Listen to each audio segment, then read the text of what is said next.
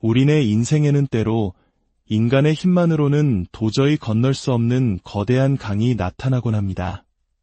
최선을 다해 발버둥 쳐도 더 깊은 수렁으로 빠지는 것만 같고 세상의 모든 문이 내 앞에서만 굳게 닫힌 듯한 절망의 순간. 바로 그런 때 우리는 어디에 의지해야 할까요? 한국 현대 불교사에서 포교라는 단어를 이야기할 때 빼놓을 수 없는 거목, 광덕 큰 스님의 가르침 속에 그 길을 찾는 이야기가 있습니다.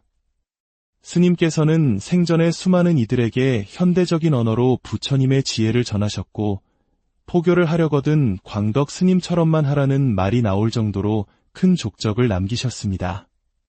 오늘 스님께서 남기신 한 편의 생활 법문을 통해 절망의 끝에서 피어나는 희망의 씨앗을 함께 찾아보고자 합니다. 이야기는 한국전쟁이 상흔이 채 가시지 않은 1953년 추운 겨울 부산 범어사 뒷산의 작은 암자 미르감에서 시작됩니다. 광덕 스님께서 젊은 시절 120일간의 용맹정진에 매진하고 계실 때였습니다. 그곳에는 한 달 반 가까이 함께 기도를 올리던 부부가 있었습니다. 남편은 원인 모를 병으로 쓰러져 좋다는 병원은 다 다녀보았지만 아무런 차도가 없었습니다. 가세는 기울어 집안은 망하기 직전에 이르렀습니다. 세상의 방법으로는 더 이상 희망이 보이지 않자 부부는 마지막 결단을 내렸습니다.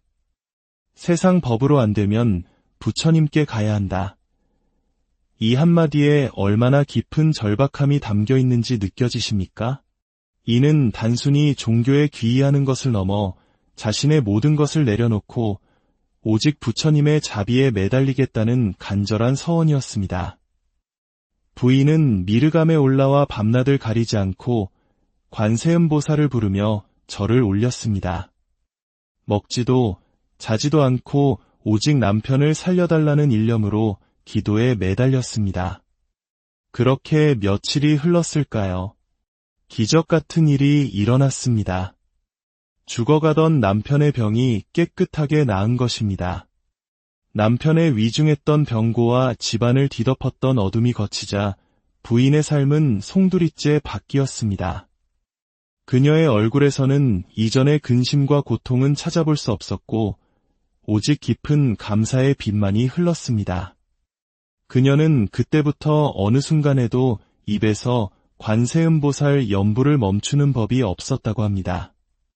잠을 잘 때나 깨어있을 때나 일할 때나 쉴 때나 연불은 그녀의 호흡이자 삶 그 자체가 되었습니다.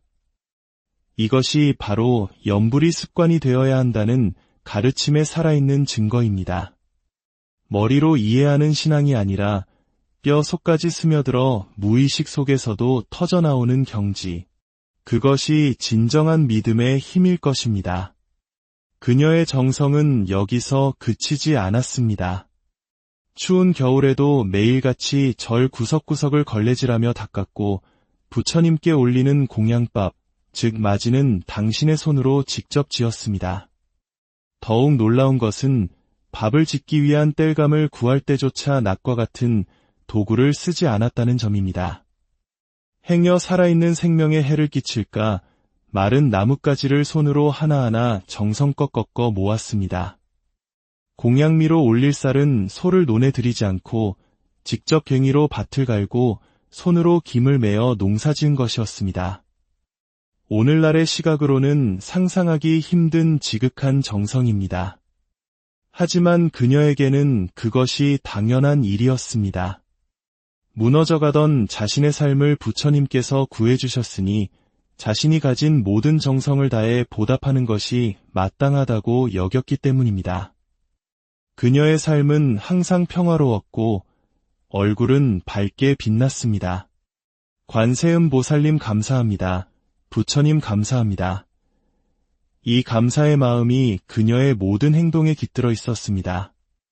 광덕 스님께서는 이야기를 통해 우리에게 이렇게 말씀하십니다. 자기가 바뀌고 환경이 바뀌고 집안이 바뀌는 것입니다. 모든 변화는 남이나 환경 탓이 아닌 바로 나 자신으로부터 시작된다는 이 명료한 진리. 이것이 불교 가르침의 핵심입니다. 우리는 살면서 수많은 고통과 마주합니다. 왜 나만 이렇게 힘들까? 왜 사는 게 이리도 답답할까? 하지만 부처님께서는 이 세상, 즉 사바세계는 본래 고통의 바다라고 하셨습니다. 사바란 참고 견뎌야만 하는 세계라는 뜻입니다. 그렇기에 이 세상이 괴로운 것은 어쩌면 당연한 이치일지도 모릅니다. 만약 모든 중생이 영원히 행복하다면 부처님께서 굳이 이 땅에 오실 이유도 없었을 것입니다. 부처님께서는 바로 이 고통의 바다에서 허우적대는 중생들을 구제하기 위해 활활 불타오르는 집과 같은 세상에 당신의 몸을 낮추어 오신 것입니다. 이 얼마나 감사한 일입니까? 우리는 이 생에 부처님의 법을 만났다는 것만으로도 크나큰 복을 받은 것입니다.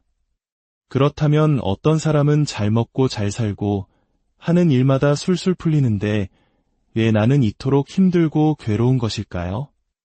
이 질문에 대한 부처님의 대답은 냉정하리만큼 명확합니다. 그것은 모두 내가 지은 업의 인연이다. 행복과 불행은 우연히 찾아오는 것이 아니라 과거로부터 자신이 지어온 생각과 말과 행동의 결과라는 것입니다. 팔만대장경 전체를 관통하는 인과법의 가르침을 제대로 이해한 사람은 결코 남을 원망하거나 탓하지 않습니다. 결국 모든 문제의 시작과 끝은 나 자신에게 있음을 깨닫기 때문입니다. 행복해지고 싶다면 복을 지어야 합니다. 선업을 쌓고 공덕을 닦아야 합니다. 불행을 피하고 싶다면 나쁜 업을 짓지 말고 좋은 인연을 만들어야 합니다. 이것이 세상을 바꾸는 유일한 길이며 그 시작은 바로 나 자신의 변화에 있습니다. 오래전 한 스님이 계셨습니다. 7년 동안 아랫배를 찌르는 극심한 통증으로 고통받았지만 어느 병원을 가도 병명을 찾을 수 없었습니다. 몸이 아프니 마음도 병들어 이러다 죽는 게 낫겠다는 극단적인 생각까지 들었다고 합니다. 그러던 어느 날 스님의 뇌리를 스치는 생각이 있었습니다. 내가 부처님의 제자인데 어찌하여 부처님께 매달리지 않고 이렇게 절망만 하고 있는가?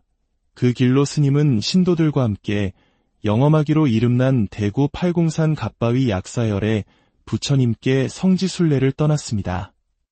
갓바위로 향하는 버스 안에서 간절하게 약사열애불을 연불하는데 대구의 다다를 즈은 배가 미친 듯이 아파오기 시작했습니다. 스님은 길에서 쓰러질 지경이었고 놀란 신도들이 급히 스님을 모시고 눈에 보이는 허름한 병원으로 뛰어 들어갔습니다. 그런데 놀랍게도 그곳에서 7년간 찾아 헤맸던 병의 원인을 단번에 찾아냈습니다. 바로 담석이었습니다. 스님은 그 순간 깨달았습니다. 아, 이것이 약사열의 부처님의 가피로구나. 나를 병원으로 이끌기 위해 이렇게 아프게 하셨구나. 스님은 의사에게 사정의 진통제 한 대를 맞고 그 몸으로 갓바위에 올라 3000배를 올렸습니다. 간절한 연불과 함께 3000배를 마쳤을 때 7년간 겪어보지 못했던 상쾌함과 평온을 느꼈다고 합니다. 그리고 절로 돌아와 20여일간 지극정성으로 약사열애불 연불에 매진한 뒤 몸 안에 있던 담석이 저절로 배출되는 기적을 체험했습니다. 이와 같은 이야기는 먼 옛날의 전설이 아닙니다. 이 이야기를 전하는 저의 은사 스님이신 도광 큰 스님께서도 비슷한 체험을 하셨습니다. 극심한 통증으로 응급실에 실려가 큰 담석을 발견했지만 며칠 뒤 수술 전 검사에서 그 담석이 흔적도 없이 사라진 것을 의사도 함께 확인하고는 놀라움을 금치 못했습니다. 이처럼 부처님의 가피, 그 불가사의한 힘은 분명히 존재합니다. 하지만 우리는 여기서 한 가지 중요한 사실을 명심해야 합니다. 아무리 절에 열심히 다니고 기도하고 보시를 해도 나쁜 일은 생길 수 있습니다. 왜일까요? 그것 또한 내가 지은 업의 인연 때문입니다. 다만 불교에서는 이를 중죄경수라고 설명합니다. 무겁게 받을 죄업을 가볍게 받는다는 뜻입니다. 본래의 업보대로라면 교통사고로 목숨을 잃었어야 할 것을 팔다리가 부러지는 정도로 막는 것, 사업이 망해 길거리에 나앉아야 할 것을 약간의 금전적 손실로 그치는 것, 이것이 바로 기도와 수행의 힘입니다. 효과가 없는 것이 아니라 보이지 않는 곳에서 더 큰 불행을 막아주고 있는 것입니다. 지금 겪는 어려움은 과거에 내가 지은 빚을 갚아나가는 업장 소멸의 과정임을 믿어야 합니다. 우리가 시작도 없는 먼 과거로부터 탐욕과 성냄과 어리석음에 물들어 몸과 말과 생각으로 지은 업보가 얼마나 많겠습니까? 그 업보의 산은 우주에서 가장 큰 수미산보다 높고 그 업보의 바다는 세상의 모든 바닷물보다 깊다고 하셨습니다. 그런데 어찌 절에 몇 번 다니고 기도 몇 번 했다고 그 모든 업장이 눈 녹듯 사라지기를 바라겠습니까?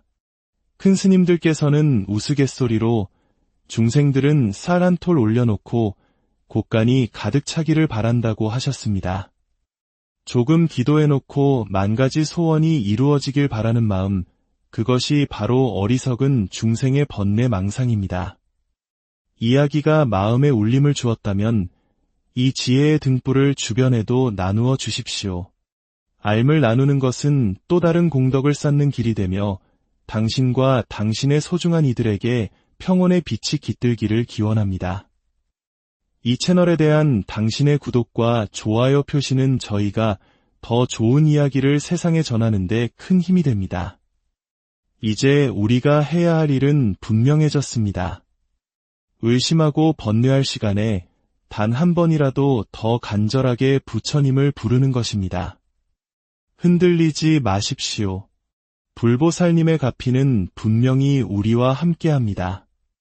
그저 간절하게, 정성스럽게, 그리고 꾸준하게 닦아나갈 뿐입니다. 행복해지고 싶으십니까? 그렇다면 스스로 행복한 삶을 창조하십시오. 복을 짓고 선업을 쌓고 공덕을 닦으십시오. 그 복과 선업과 공덕의 힘이 당신을 진정한 행복과 평화의 길로 이끌어 줄 것입니다. 부처님의 자비가 당신과 당신의 가정에 늘 함께 하시기. 우리네 인생에는 때로 인간의 힘만으로는 도저히 건널 수 없는 거대한 강이 나타나곤 합니다. 최선을 다해 발버둥 쳐도 더 깊은 수렁으로 빠지는 것만 같고 세상의 모든 문이 내 앞에서만 굳게 닫힌 듯한 절망의 순간. 바로 그런 때 우리는 어디에 의지해야 할까요? 한국 현대 불교사에서 포교라는 단어를 이야기할 때 빼놓을 수 없는 거목, 광덕 큰 스님의 가르침 속에 그 길을 찾는 이야기가 있습니다. 스님께서는 생전에 수많은 이들에게 현대적인 언어로 부처님의 지혜를 전하셨고 포교를 하려거든 광덕 스님처럼만 하라는 말이 나올 정도로 큰 족적을 남기셨습니다. 오늘 스님께서 남기신 한 편의 생활 법문을 통해 절망의 끝에서 피어나는 희망의 씨앗을 함께 찾아보고자 합니다. 이야기는 한국전쟁이 상흔이 채 가시지 않은 1953년 추운 겨울 부산 범어사 뒷산의 작은 암자 미르감에서 시작됩니다. 광덕 스님께서 젊은 시절 120일간의 용맹정진에 매진하고 계실 때였습니다. 그곳에는 한 달 반 가까이 함께 기도를 올리던 부부가 있었습니다. 남편은 원인 모를 병으로 쓰러져 좋다는 병원은 다 다녀보았지만 아무런 차도가 없었습니다. 가세는 기울어 집안은 망하기 직전에 이르렀습니다. 세상의 방법으로는 더 이상 희망이 보이지 않자 부부는 마지막 결단을 내렸습니다. 세상 법으로 안 되면 부처님께 가야 한다. 이 한마디에 얼마나 깊은 절박함이 담겨 있는지 느껴지십니까? 이는 단순히 종교에 귀의하는 것을 넘어 자신의 모든 것을 내려놓고 오직 부처님의 자비에 매달리겠다는 간절한 서원이었습니다. 부인은 미르감에 올라와 밤낮을 가리지 않고 관세음보살을 부르며 절을 올렸습니다. 먹지도 자지도 않고 오직 남편을 살려달라는 일념으로 기도에 매달렸습니다. 그렇게 며칠이 흘렀을까요? 기적 같은 일이 일어났습니다. 죽어가던 남편의 병이 깨끗하게 나은 것입니다. 남편의 위중했던 병고와 집안을 뒤덮었던 어둠이 걷히자 부인의 삶은 송두리째 바뀌었습니다. 그녀의 얼굴에서는 이전의 근심과 고통은 찾아볼 수 없었고 오직 깊은 감사의 빛만이 흘렀습니다. 그녀는 그때부터 어느 순간에도 입에서 관세음보살 연부를 멈추는 법이 없었다고 합니다. 잠을 잘 때나 깨어있을 때나 일할 때나 쉴 때나 연불은 그녀의 호흡이자 삶 그 자체가 되었습니다. 이것이 바로 연불이 습관이 되어야 한다는 가르침에 살아있는 증거입니다. 머리로 이해하는 신앙이 아니라 뼈 속까지 스며들어 무의식 속에서도 터져나오는 경지. 그것이 진정한 믿음의 힘일 것입니다. 그녀의 정성은 여기서 그치지 않았습니다. 추운 겨울에도 매일같이 절 구석구석을 걸레질하며 닦았고 부처님께 올리는 공양밥, 즉 마지는 당신의 손으로 직접 지었습니다. 더욱 놀라운 것은 밥을 짓기 위한 땔감을 구할 때조차 낫과 같은 도구를 쓰지 않았다는 점입니다. 행여 살아있는 생명에 해를 끼칠까 마른 나뭇가지를 손으로 하나하나 정성껏 꺾어 모았습니다. 공양미로 올릴 쌀은 소를 논에 들이지 않고 직접 괭이로 밭을 갈고 손으로 김을 매어 농사지은 것이었습니다.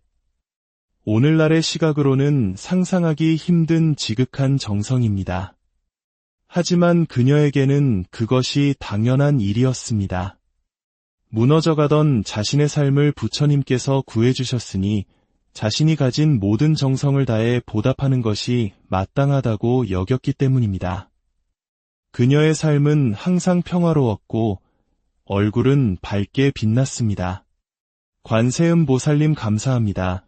부처님 감사합니다. 이 감사의 마음이 그녀의 모든 행동에 깃들어 있었습니다. 광덕 스님께서는 이야기를 통해 우리에게 이렇게 말씀하십니다. 자기가 바뀌고 환경이 바뀌고 집안이 바뀌는 것입니다. 모든 변화는 남이나 환경 탓이 아닌 바로 나 자신으로부터 시작된다는 이 명료한 진리. 이것이 불교 가르침의 핵심입니다. 우리는 살면서 수많은 고통과 마주합니다. 왜 나만 이렇게 힘들까? 왜 사는 게 이리도 답답할까?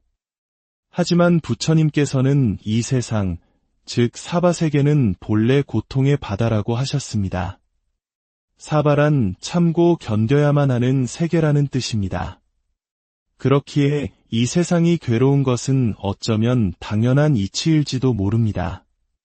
만약 모든 중생이 영원히 행복하다면 부처님께서 굳이 이 땅에 오실 이유도 없었을 것입니다.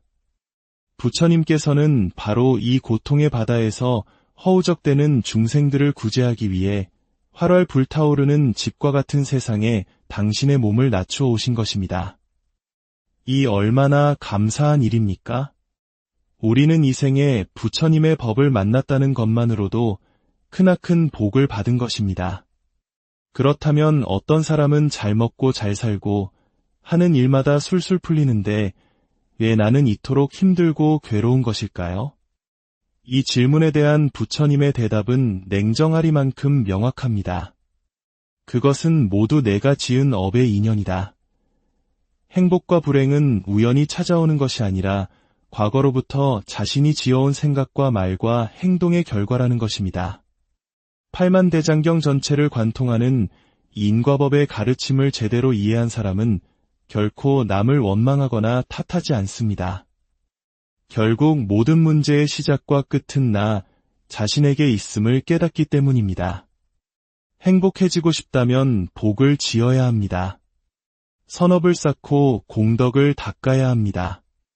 불행을 피하고 싶다면 나쁜 업을 짓지 말고 좋은 인연을 만들어야 합니다.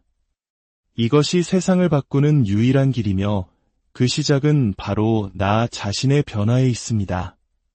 오래전 한 스님이 계셨습니다.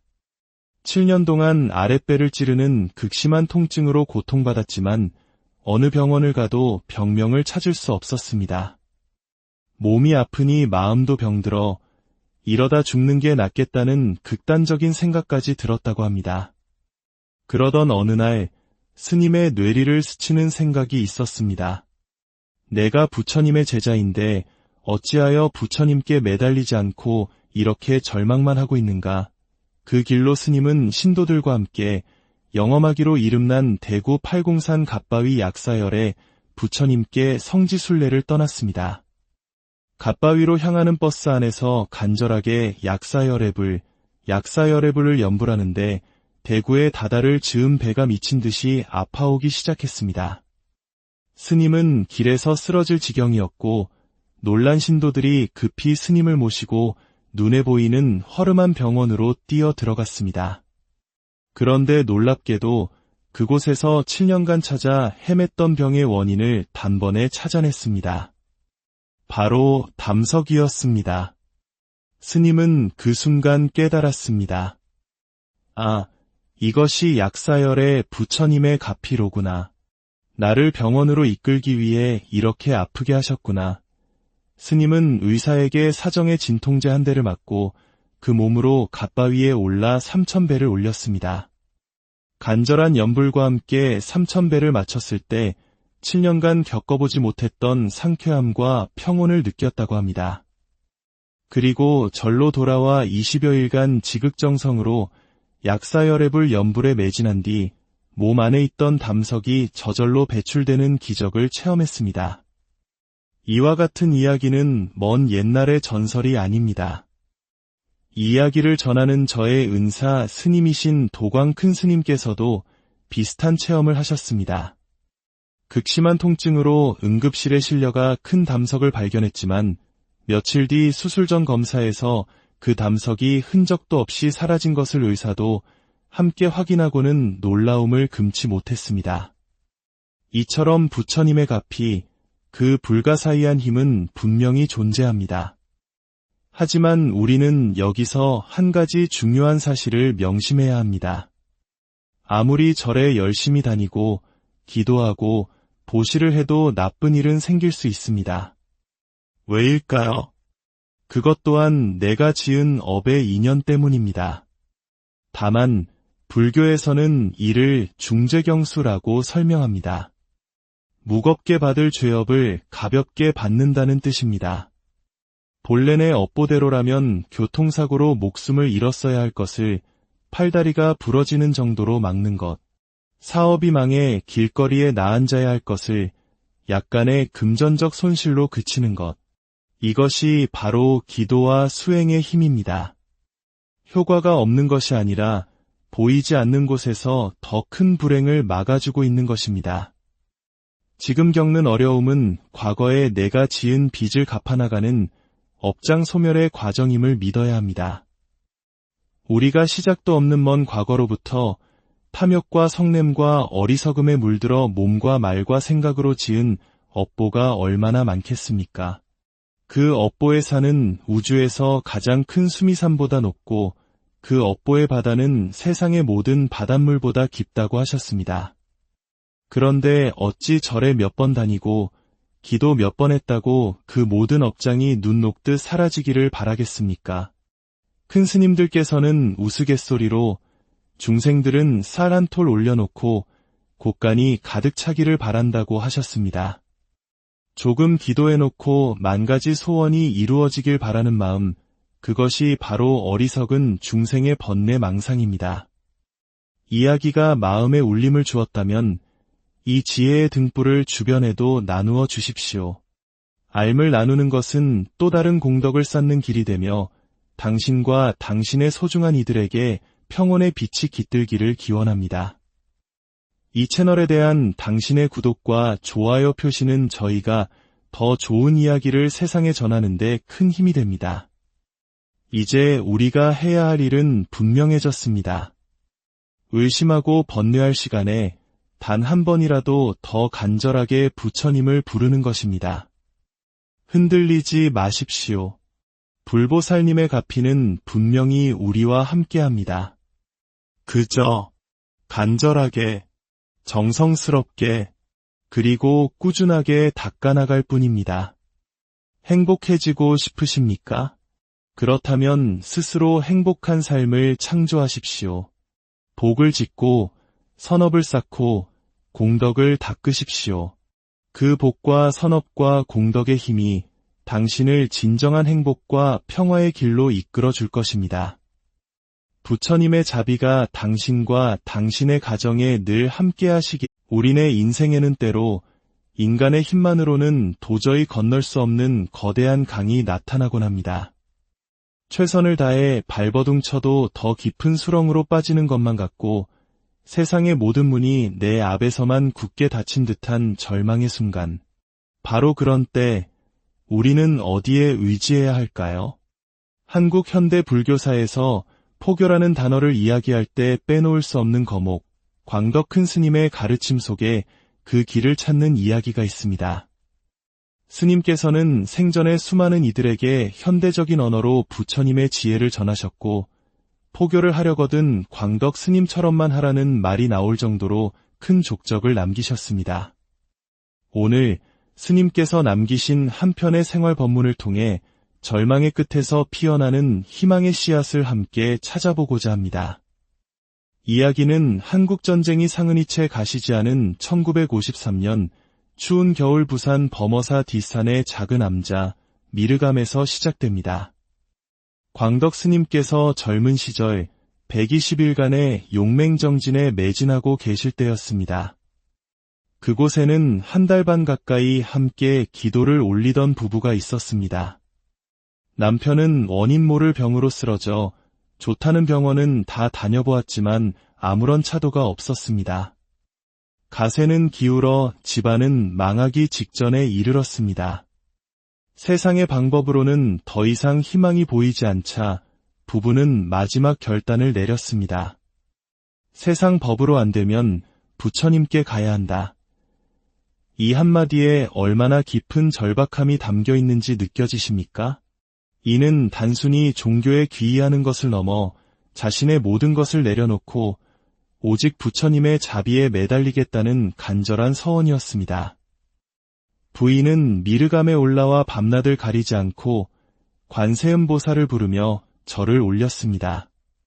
먹지도 자지도 않고 오직 남편을 살려달라는 일념으로 기도에 매달렸습니다. 그렇게 며칠이 흘렀을까요? 기적 같은 일이 일어났습니다.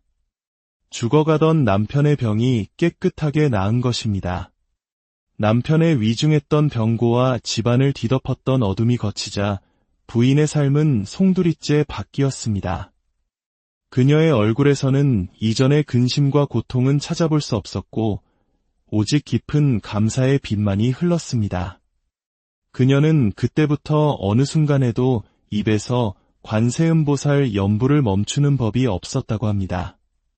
잠을 잘 때나 깨어있을 때나 일할 때나 쉴 때나 연불은 그녀의 호흡이자 삶 그 자체가 되었습니다. 이것이 바로 연불이 습관이 되어야 한다는 가르침에 살아있는 증거입니다. 머리로 이해하는 신앙이 아니라 뼈 속까지 스며들어 무의식 속에서도 터져나오는 경지. 그것이 진정한 믿음의 힘일 것입니다. 그녀의 정성은 여기서 그치지 않았습니다. 추운 겨울에도 매일같이 절 구석구석을 걸레질하며 닦았고 부처님께 올리는 공양밥, 즉 마지는 당신의 손으로 직접 지었습니다. 더욱 놀라운 것은 밥을 짓기 위한 땔감을 구할 때조차 낫과 같은 도구를 쓰지 않았다는 점입니다. 행여 살아있는 생명에 해를 끼칠까 마른 나뭇가지를 손으로 하나하나 정성껏 꺾어 모았습니다. 공양미로 올릴 쌀은 소를 논에 들이지 않고 직접 괭이로 밭을 갈고 손으로 김을 매어 농사지은 것이었습니다. 오늘날의 시각으로는 상상하기 힘든 지극한 정성입니다. 하지만 그녀에게는 그것이 당연한 일이었습니다. 무너져가던 자신의 삶을 부처님께서 구해주셨으니 자신이 가진 모든 정성을 다해 보답하는 것이 마땅하다고 여겼기 때문입니다. 그녀의 삶은 항상 평화로웠고 얼굴은 밝게 빛났습니다. 관세음 보살님 감사합니다. 부처님 감사합니다. 이 감사의 마음이 그녀의 모든 행동에 깃들어 있었습니다. 광덕 스님께서는 이야기를 통해 우리에게 이렇게 말씀하십니다. 자기가 바뀌고 환경이 바뀌고 집안이 바뀌는 것입니다. 모든 변화는 남이나 환경 탓이 아닌 바로 나 자신으로부터 시작된다는 이 명료한 진리. 이것이 불교 가르침의 핵심입니다. 우리는 살면서 수많은 고통과 마주합니다. 왜 나만 이렇게 힘들까? 왜 사는 게 이리도 답답할까? 하지만 부처님께서는 이 세상, 즉 사바세계는 본래 고통의 바다라고 하셨습니다. 사바란 참고 견뎌야만 하는 세계라는 뜻입니다. 그렇기에 이 세상이 괴로운 것은 어쩌면 당연한 이치일지도 모릅니다. 만약 모든 중생이 영원히 행복하다면 부처님께서 굳이 이 땅에 오실 이유도 없었을 것입니다. 부처님께서는 바로 이 고통의 바다에서 허우적대는 중생들을 구제하기 위해 활활 불타오르는 집과 같은 세상에 당신의 몸을 낮추어 오신 것입니다. 이 얼마나 감사한 일입니까? 우리는 이 생에 부처님의 법을 만났다는 것만으로도 크나큰 복을 받은 것입니다. 그렇다면 어떤 사람은 잘 먹고 잘 살고 하는 일마다 술술 풀리는데 왜 나는 이토록 힘들고 괴로운 것일까요? 이 질문에 대한 부처님의 대답은 냉정하리만큼 명확합니다. 그것은 모두 내가 지은 업의 인연이다. 행복과 불행은 우연히 찾아오는 것이 아니라 과거로부터 자신이 지어온 생각과 말과 행동의 결과라는 것입니다. 팔만대장경 전체를 관통하는 인과법의 가르침을 제대로 이해한 사람은 결코 남을 원망하거나 탓하지 않습니다.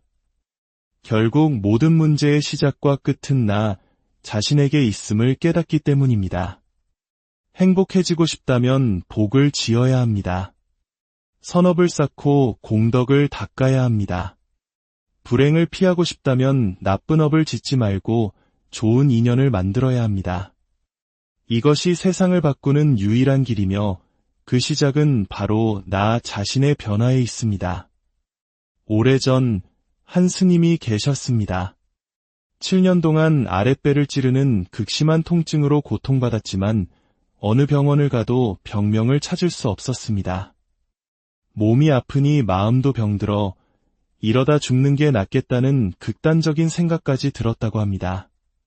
그러던 어느 날 스님의 뇌리를 스치는 생각이 있었습니다. 내가 부처님의 제자인데 어찌하여 부처님께 매달리지 않고 이렇게 절망만 하고 있는가? 그 길로 스님은 신도들과 함께 영험하기로 이름난 대구 팔공산 갓바위 약사열에 부처님께 성지순례를 떠났습니다. 갓바위로 향하는 버스 안에서 간절하게 약사열의 불을 연불하는데 대구의 다다를 즈은 배가 미친 듯이 아파오기 시작했습니다. 스님은 길에서 쓰러질 지경이었고 놀란 신도들이 급히 스님을 모시고 눈에 보이는 허름한 병원으로 뛰어 들어갔습니다. 그런데 놀랍게도 그곳에서 7년간 찾아 헤맸던 병의 원인을 단번에 찾아냈습니다. 바로 담석이었습니다. 스님은 그 순간 깨달았습니다.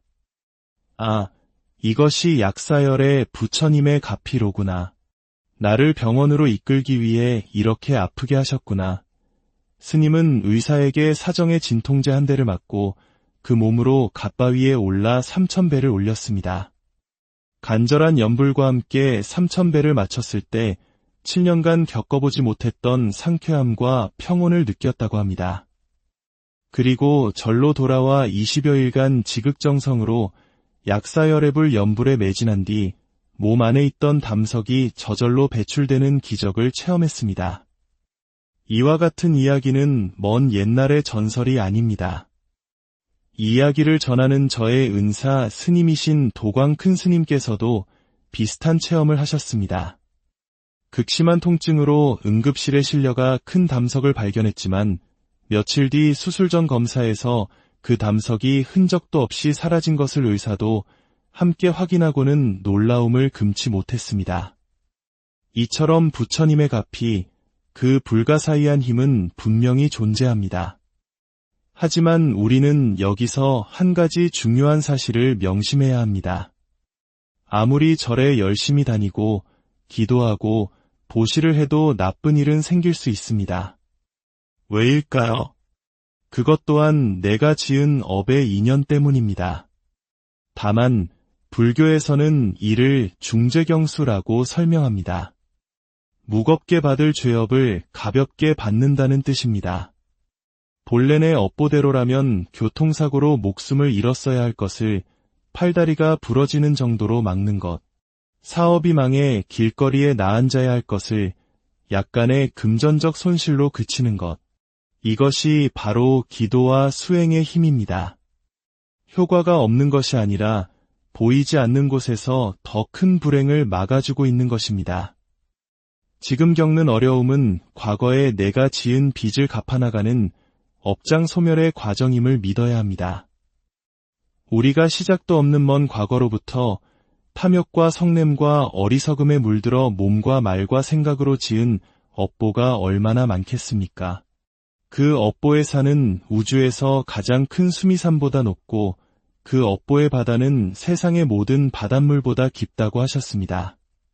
그런데 어찌 절에 몇 번 다니고 기도 몇 번 했다고 그 모든 업장이 눈 녹듯 사라지기를 바라겠습니까? 큰 스님들께서는 우스갯소리로 중생들은 쌀 한 톨 올려놓고 곳간이 가득 차기를 바란다고 하셨습니다. 조금 기도해놓고 만 가지 소원이 이루어지길 바라는 마음, 그것이 바로 어리석은 중생의 번뇌 망상입니다. 이야기가 마음에 울림을 주었다면 이 지혜의 등불을 주변에도 나누어 주십시오. 알을 나누는 것은 또 다른 공덕을 쌓는 길이 되며 당신과 당신의 소중한 이들에게 평온의 빛이 깃들기를 기원합니다. 이 채널에 대한 당신의 구독과 좋아요 표시는 저희가 더 좋은 이야기를 세상에 전하는 데 큰 힘이 됩니다. 이제 우리가 해야 할 일은 분명해졌습니다. 의심하고 번뇌할 시간에 단 한 번이라도 더 간절하게 부처님을 부르는 것입니다. 흔들리지 마십시오. 불보살님의 가피는 분명히 우리와 함께합니다. 그저 간절하게, 정성스럽게, 그리고 꾸준하게 닦아나갈 뿐입니다. 행복해지고 싶으십니까? 그렇다면 스스로 행복한 삶을 창조하십시오. 복을 짓고 선업을 쌓고 공덕을 닦으십시오. 그 복과 선업과 공덕의 힘이 당신을 진정한 행복과 평화의 길로 이끌어 줄 것입니다. 부처님의 자비가 당신과 당신의 가정에 늘 함께 하시기. 우리네 인생에는 때로 인간의 힘만으로는 도저히 건널 수 없는 거대한 강이 나타나곤 합니다. 최선을 다해 발버둥 쳐도 더 깊은 수렁으로 빠지는 것만 같고 세상의 모든 문이 내 앞에서만 굳게 닫힌 듯한 절망의 순간. 바로 그런 때 우리는 어디에 의지해야 할까요? 한국 현대 불교사에서 포교라는 단어를 이야기할 때 빼놓을 수 없는 거목, 광덕 큰 스님의 가르침 속에 그 길을 찾는 이야기가 있습니다. 스님께서는 생전에 수많은 이들에게 현대적인 언어로 부처님의 지혜를 전하셨고 포교를 하려거든 광덕 스님처럼만 하라는 말이 나올 정도로 큰 족적을 남기셨습니다. 오늘 스님께서 남기신 한 편의 생활 법문을 통해 절망의 끝에서 피어나는 희망의 씨앗을 함께 찾아보고자 합니다. 이야기는 한국전쟁이 상흔이 채 가시지 않은 1953년 추운 겨울 부산 범어사 뒷산의 작은 암자 미르감에서 시작됩니다. 광덕 스님께서 젊은 시절 120일간의 용맹정진에 매진하고 계실 때였습니다. 그곳에는 한 달 반 가까이 함께 기도를 올리던 부부가 있었습니다. 남편은 원인 모를 병으로 쓰러져 좋다는 병원은 다 다녀보았지만 아무런 차도가 없었습니다. 가세는 기울어 집안은 망하기 직전에 이르렀습니다. 세상의 방법으로는 더 이상 희망이 보이지 않자 부부는 마지막 결단을 내렸습니다. 세상 법으로 안 되면 부처님께 가야 한다. 이 한마디에 얼마나 깊은 절박함이 담겨 있는지 느껴지십니까? 이는 단순히 종교에 귀의하는 것을 넘어 자신의 모든 것을 내려놓고 오직 부처님의 자비에 매달리겠다는 간절한 서원이었습니다. 부인은 미르감에 올라와 밤낮을 가리지 않고 관세음보살을 부르며 절을 올렸습니다. 먹지도 자지도 않고 오직 남편을 살려달라는 일념으로 기도에 매달렸습니다. 그렇게 며칠이 흘렀을까요? 기적 같은 일이 일어났습니다. 죽어가던 남편의 병이 깨끗하게 나은 것입니다. 남편의 위중했던 병고와 집안을 뒤덮었던 어둠이 걷히자 부인의 삶은 송두리째 바뀌었습니다. 그녀의 얼굴에서는 이전의 근심과 고통은 찾아볼 수 없었고 오직 깊은 감사의 빛만이 흘렀습니다. 그녀는 그때부터 어느 순간에도 입에서 관세음보살 연부를 멈추는 법이 없었다고 합니다. 잠을 잘 때나 깨어있을 때나 일할 때나 쉴 때나 연불은 그녀의 호흡이자 삶 그 자체가 되었습니다. 이것이 바로 연불이 습관이 되어야 한다는 가르침에 살아있는 증거입니다.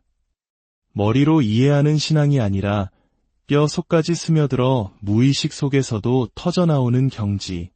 그것이 진정한 믿음의 힘일 것입니다. 그녀의 정성은 여기서 그치지 않았습니다. 추운 겨울에도 매일같이 절 구석구석을 걸레질하며 닦았고 부처님께 올리는 공양밥, 즉 마지는 당신의 손으로 직접 지었습니다. 더욱 놀라운 것은 밥을 짓기 위한 땔감을 구할 때조차 낫과 같은 도구를 쓰지 않았다는 점입니다. 행여 살아있는 생명에 해를 끼칠까 마른 나뭇가지를 손으로 하나하나 정성껏 꺾어 모았습니다.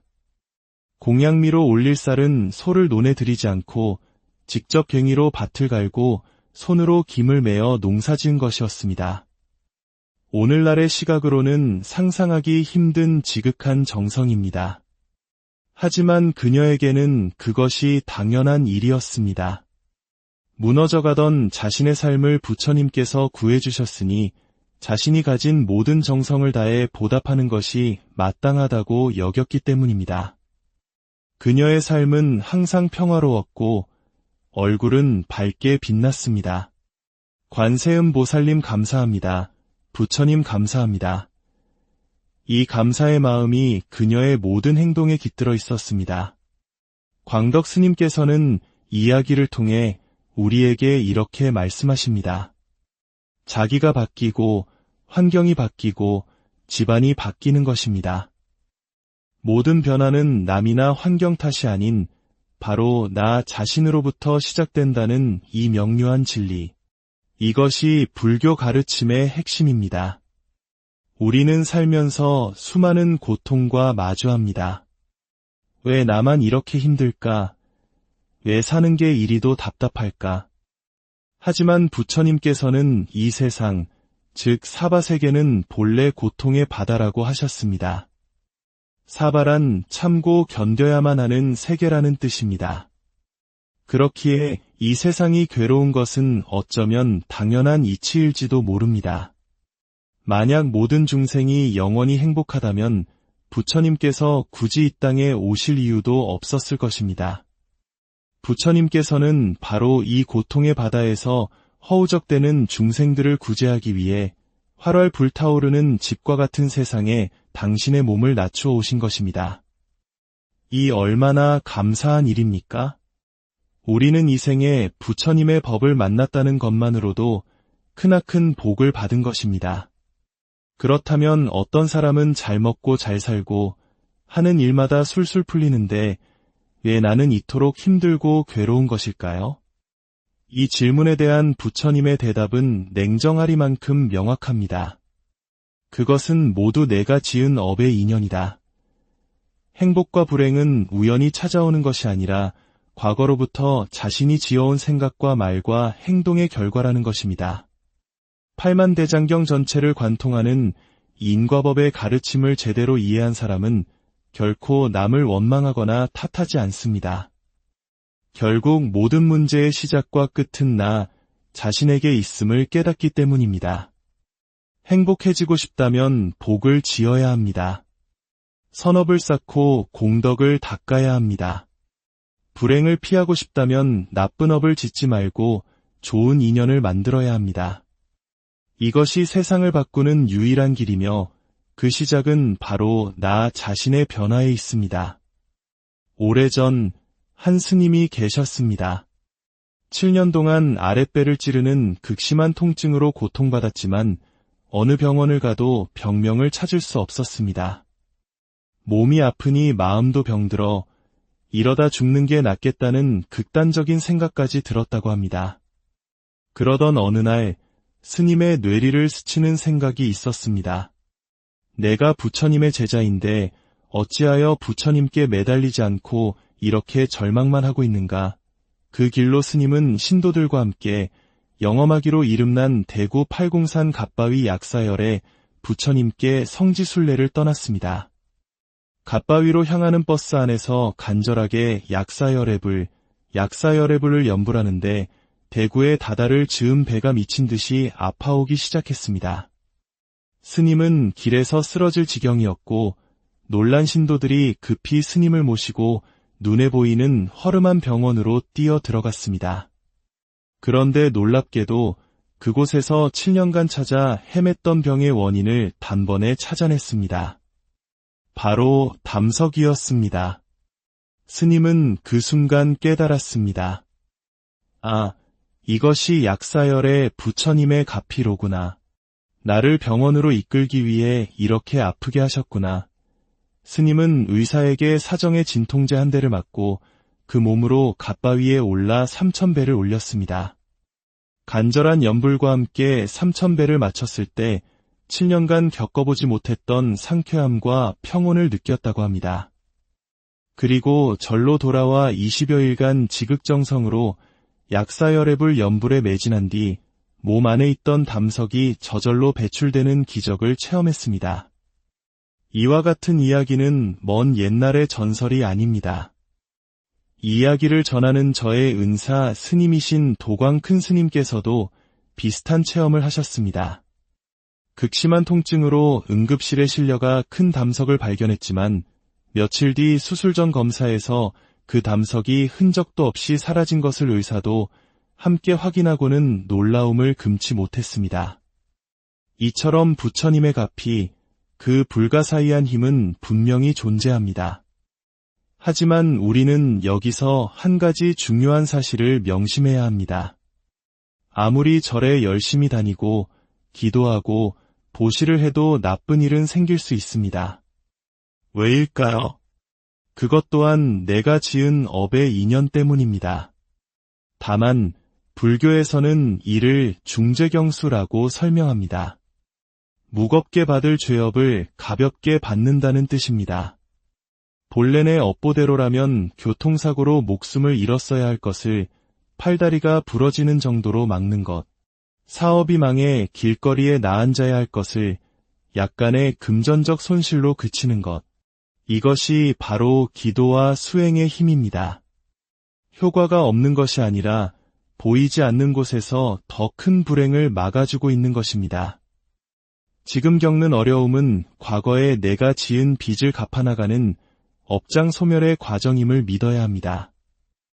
우리가 시작도 없는 먼 과거로부터 탐욕과 성냄과 어리석음에 물들어 몸과 말과 생각으로 지은 업보가 얼마나 많겠습니까?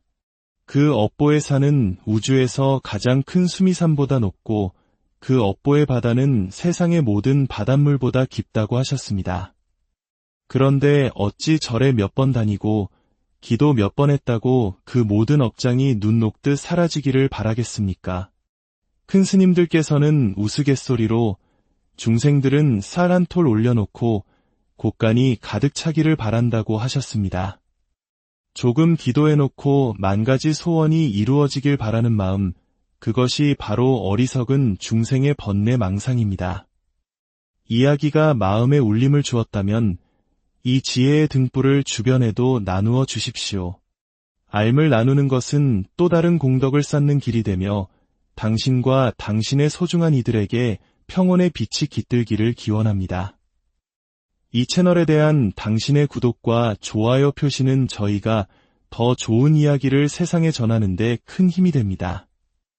이제 우리가 해야 할 일은 분명해졌습니다. 의심하고 번뇌할 시간에 단 한 번이라도 더 간절하게 부처님을 부르는 것입니다. 흔들리지 마십시오. 불보살님의 가피는 분명히 우리와 함께합니다. 그저 간절하게, 정성스럽게, 그리고 꾸준하게 닦아나갈 뿐입니다. 행복해지고 싶으십니까?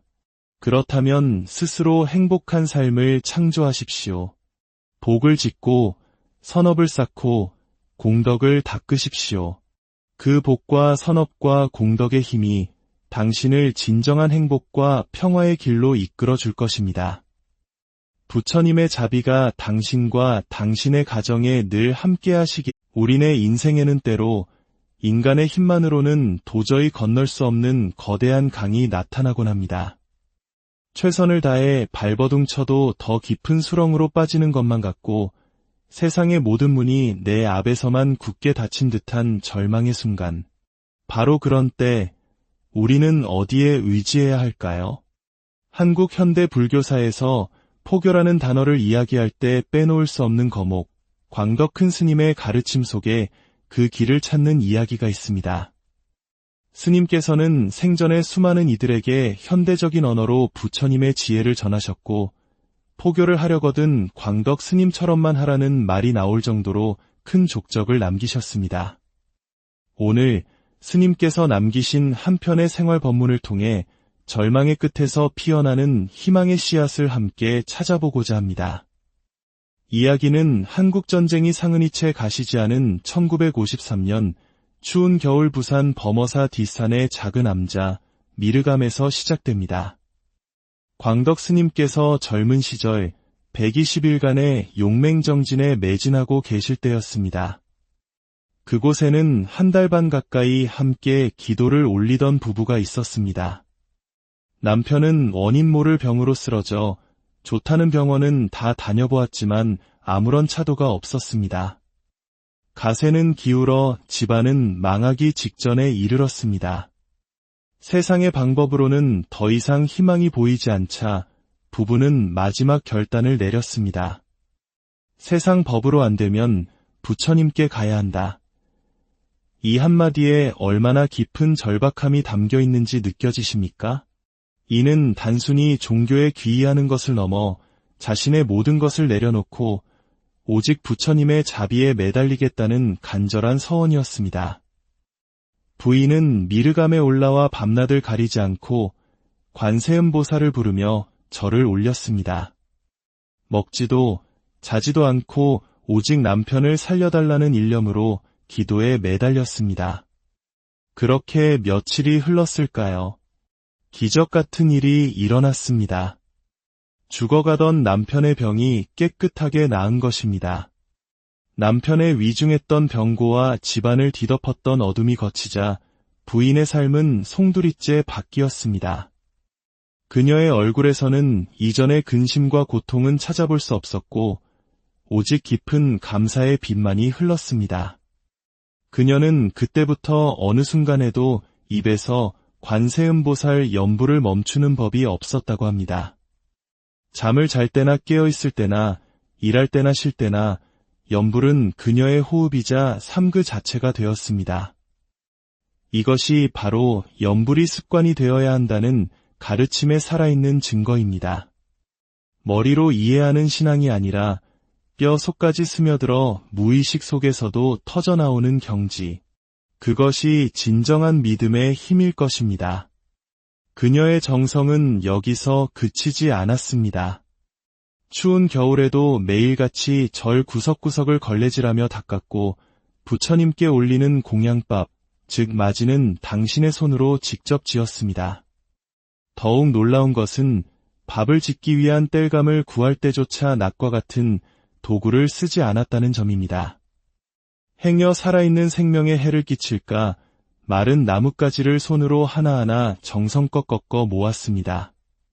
공양미로 올릴 쌀은 소를 논에 들이지 않고 직접 괭이로 밭을 갈고 손으로 김을 매어 농사지은 것이었습니다. 오늘날의 시각으로는 상상하기 힘든 지극한 정성입니다. 하지만 그녀에게는 그것이 당연한 일이었습니다. 무너져가던 자신의 삶을 부처님께서 구해주셨으니 자신이 가진 모든 정성을 다해 보답하는 것이 마땅하다고 여겼기 때문입니다. 그녀의 삶은 항상 평화로웠고 얼굴은 밝게 빛났습니다. 관세음 보살님 감사합니다. 부처님 감사합니다. 이 감사의 마음이 그녀의 모든 행동에 깃들어 있었습니다. 광덕 스님께서는 이야기를 통해 우리에게 이렇게 말씀하십니다. 자기가 바뀌고 환경이 바뀌고 집안이 바뀌는 것입니다. 모든 변화는 남이나 환경 탓이 아닌 바로 나 자신으로부터 시작된다는 이 명료한 진리. 이것이 불교 가르침의 핵심입니다. 우리는 살면서 수많은 고통과 마주합니다. 왜 나만 이렇게 힘들까? 왜 사는 게 이리도 답답할까? 하지만 부처님께서는 이 세상, 즉 사바세계는 본래 고통의 바다라고 하셨습니다. 사바란 참고 견뎌야만 하는 세계라는 뜻입니다. 그렇기에 이 세상이 괴로운 것은 어쩌면 당연한 이치일지도 모릅니다. 만약 모든 중생이 영원히 행복하다면 부처님께서 굳이 이 땅에 오실 이유도 없었을 것입니다. 부처님께서는 바로 이 고통의 바다에서 허우적대는 중생들을 구제하기 위해 활활 불타오르는 집과 같은 세상에 당신의 몸을 낮추어 오신 것입니다. 이 얼마나 감사한 일입니까? 우리는 이 생에 부처님의 법을 만났다는 것만으로도 크나큰 복을 받은 것입니다. 그렇다면 어떤 사람은 잘 먹고 잘 살고 하는 일마다 술술 풀리는데 왜 나는 이토록 힘들고 괴로운 것일까요? 이 질문에 대한 부처님의 대답은 냉정하리만큼 명확합니다. 그것은 모두 내가 지은 업의 인연이다. 행복과 불행은 우연히 찾아오는 것이 아니라 과거로부터 자신이 지어온 생각과 말과 행동의 결과라는 것입니다. 팔만대장경 전체를 관통하는 인과법의 가르침을 제대로 이해한 사람은 결코 남을 원망하거나 탓하지 않습니다. 결국 모든 문제의 시작과 끝은 나 자신에게 있음을 깨닫기 때문입니다. 행복해지고 싶다면 복을 지어야 합니다. 선업을 쌓고 공덕을 닦아야 합니다. 불행을 피하고 싶다면 나쁜 업을 짓지 말고 좋은 인연을 만들어야 합니다. 이것이 세상을 바꾸는 유일한 길이며 그 시작은 바로 나 자신의 변화에 있습니다. 오래전 한 스님이 계셨습니다. 7년 동안 아랫배를 찌르는 극심한 통증으로 고통받았지만 어느 병원을 가도 병명을 찾을 수 없었습니다. 몸이 아프니 마음도 병들어 이러다 죽는 게 낫겠다는 극단적인 생각까지 들었다고 합니다. 그러던 어느 날 스님의 뇌리를 스치는 생각이 있었습니다. 내가 부처님의 제자인데 어찌하여 부처님께 매달리지 않고 이렇게 절망만 하고 있는가. 그 길로 스님은 신도들과 함께 영험하기로 이름난 대구 팔공산 갓바위 약사열에 부처님께 성지순례를 떠났습니다. 갓바위로 향하는 버스 안에서 간절하게 약사열애불을 연불하는데 대구의 다다를 즈은 배가 미친 듯이 아파오기 시작했습니다. 스님은 길에서 쓰러질 지경이었고 놀란 신도들이 급히 스님을 모시고 눈에 보이는 허름한 병원으로 뛰어 들어갔습니다. 그런데 놀랍게도 그곳에서 7년간 찾아 헤맸던 병의 원인을 단번에 찾아냈습니다. 바로 담석이었습니다. 스님은 그 순간 깨달았습니다. 아, 이것이 약사열의 부처님의 가피로구나. 나를 병원으로 이끌기 위해 이렇게 아프게 하셨구나. 스님은 의사에게 사정의 진통제 한 대를 맞고 그 몸으로 갓바위에 올라 3000배를 올렸습니다. 간절한 연불과 함께 3000배를 마쳤을 때 7년간 겪어보지 못했던 상쾌함과 평온을 느꼈다고 합니다. 그리고 절로 돌아와 20여일간 지극정성으로 약사열애불 연불에 매진한 뒤